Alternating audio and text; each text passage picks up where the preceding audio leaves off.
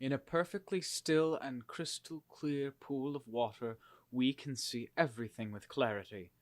The heart at complete rest is still. When the heart is still, wisdom appears easily, fluently. When wisdom flows, clear understanding follows. Spontaneous awareness. Months passed by as Mechi Gao's life settled into a quiet and steady passage centered on the rigors of intensive meditation. Retiring to the seclusion of her hut shortly after the morning meal, she spent the morning hours pacing her meditation path from end to end. The meditation path had become a sacred battleground for Mechi Gao in her struggle to vanquish the cycle of birth and death. She paced its length with an inward focus so complete that she was unaware of her body's position or of her bare feet touching the earth.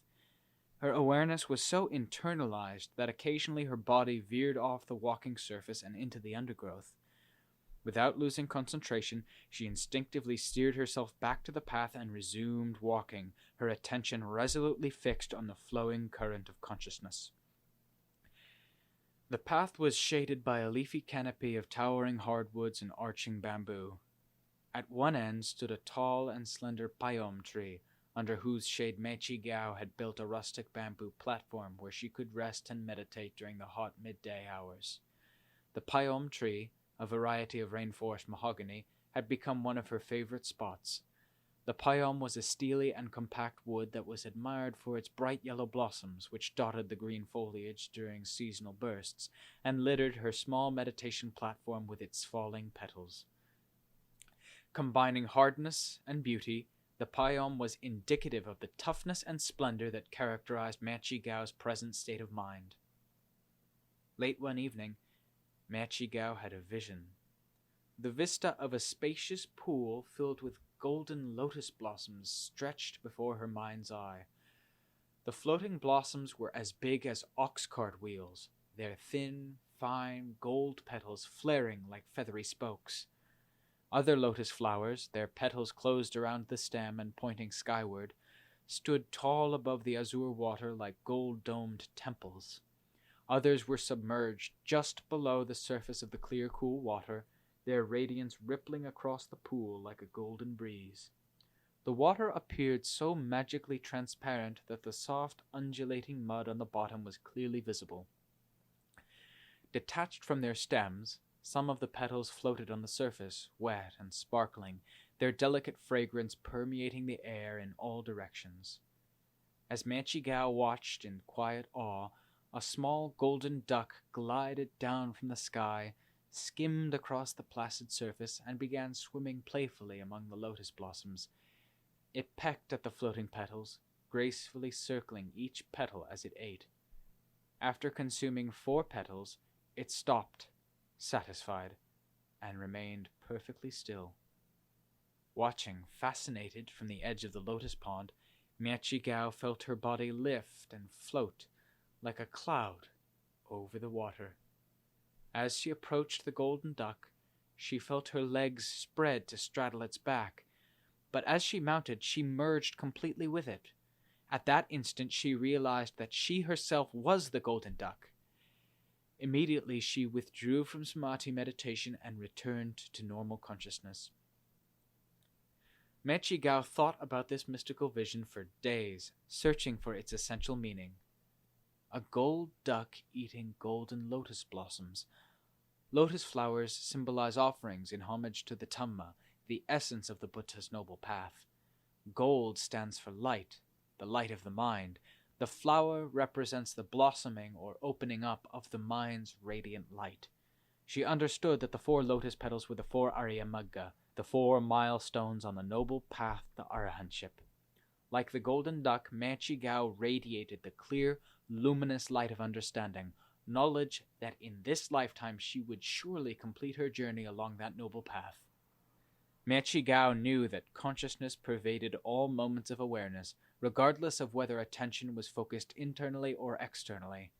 Nothing she experienced ever stood outside consciousness, since all phenomena were grasped, conceived, and experienced only on that basis, they had no independent existence separate from the conscious mind. For that reason, awareness of the body was inherently a function of consciousness. In essence, she was investigating an internalized bodily form, a mental picture of the body based on sensation. Consciousness spread out naturally through the entire body, animating the sense spheres and activating sensory awareness. The experience of embodiment, of body as self, was comprised chiefly of mental images shaped in conjunction with sensory awareness of her body and colored by a deep-rooted attachment to form and personal identity. With a sense of spontaneity and detachment, Chee focused on the body as a mental construct, as a product of the conscious mind. If the physical body was merely a conglomeration of elements, temporarily lumped together, where did the sense of embodiment come from? And what initiated thoughts of ugliness, or emotions of revulsion, in response to the natural process of bodily decay and disintegration? As she focused on internalized images of the body's dissolution, Chee paid particular attention to the accompanying thoughts and emotions that defined their appearance as either agreeable or disagreeable. Becoming a detached and unbiased witness, she gave the discriminating mind free rein to first conceptualize and then react to its interpretations. She knew her body only through feedback from the senses combined with the mind's conceptual activity. But she then experienced those sensual concepts as being either positive and good or negative and bad. She needed to understand why the mind created those images and how the mind suffused them with meaning. At this stage, Chee began to focus exclusively on the emotional responses evoked by body contemplation. She had become adept at interrupting the mind's conscious momentum and reversing its normal course back to the source. So, she started to use the same technique to reverse the flood of thought and emotion and retrace its course to the point of origin. She concentrated on an image of advanced bodily decay, absorbing it all at once without conceptualization.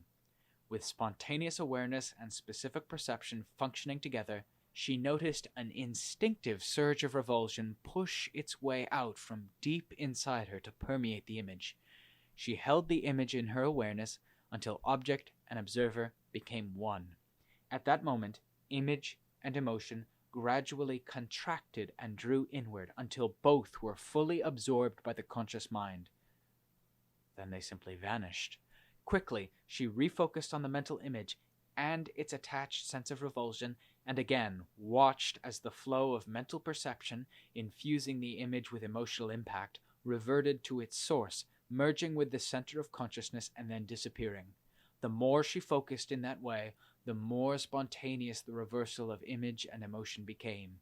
Eventually, on their own, without prompting, images and emotions receded into the mind, returning to their original source where they vanished immediately. Chee meditation had reached a decisive phase in body contemplation, a turning point in which the root cause of the mind's attachment to bodily form was seen in stark clarity. As instinctive feelings of revulsion reunited with their primary cause, a profound realization suddenly occurred. The mind itself produced feelings of revulsion and attraction. The mind alone created perceptions of ugliness and beauty. Those qualities did not actually exist in the objects of perception. The mind projected those attributes onto the images it perceived, and then deceived itself into believing that the objects themselves were beautiful and attractive, or ugly and repulsive. In truth, the flow of consciousness was consistently steeped in a proliferation of mental imagery and attending emotion. Her mind painted elaborate pictures all the time, pictures of herself and pictures of the external world. It then fell for its own mental imagery, believing it to be substantially real. At that stage, the infinite, space-like awareness of mind essence and the particularity of conscious perception were operating simultaneously. Gradually, the illusion of cohesive mental images began to break down as well. Within the flowing current of consciousness, myriad amorphous forms and fragmentary shapes arose, coalesced into images, and then broke apart immediately, only to regroup and disband time and time again. No sooner did an image of the body appear than it vanished immediately. Before a particular desire or expression could fully formulate, the source of awareness simply enveloped it, causing it to dissolve into emptiness and disappear. Countless potential ways in which body and mind could express themselves seemed to arise in random succession, only to dissolve into emptiness, one after another. Habitual concepts of bodily existence expressed a desire to take form and declare their individual characteristics, but the knowing essence dissolves them all before they could establish a definite presence in the mind. Rising and passing images happened so quickly that concepts of external and internal were no longer relevant. In the end, forms flickered on and off, appearing and disappearing from consciousness in such rapid succession that their meaning was no longer discernible. After each disappearance, awareness experienced profound emptiness, emptiness of imagery, and emptiness of attachment to form. An extremely refined essence of pure knowing stood out within the mind. As each new image flashed and vanished, the mind felt the resulting emptiness more profoundly. From that point on, Ma Chi-Gao's mind was wondrously empty and clear. Even though the body remained, her awareness was empty. No image of any sort remained within the mind. This insight occasioned a momentous revolution of Ma Chi-Gao's entire being. She understood the truth with absolute certainty. Delusion about imagery produced by the flow of consciousness leads to feelings of repulsion and attraction. She realized that both were rooted in a deeply instinctive but almost subliminal distortion of conscious perceptions of body and form. When the real basis of those perceptions was exposed, completely undermining their validity, the external world of appearances collapsed, and her attachment to it ceased of its own accord. With the cessation of all images created by the mind came the cessation of attachment to form. Once her mind had withdrawn completely from all sensual involvement, a feeling of profound serenity enveloped her entire mental being. Finally, for Ma Chi-Gao, bodily images, even as bare forms, no longer existed within her mind's conscious framework. Since no shapes or forms remained in the mind to be grasped, Ma Chi-Gao knew she could never be reborn in the realms of form again. The mind's usual sense of physical limitation and embodiment completely disappeared. She felt her being dissolve, expand outward, and merge with all things, as though forming one essence with the universe. Resting within, unfettered by any dependency, was a supreme emptiness, clear, bright, and still.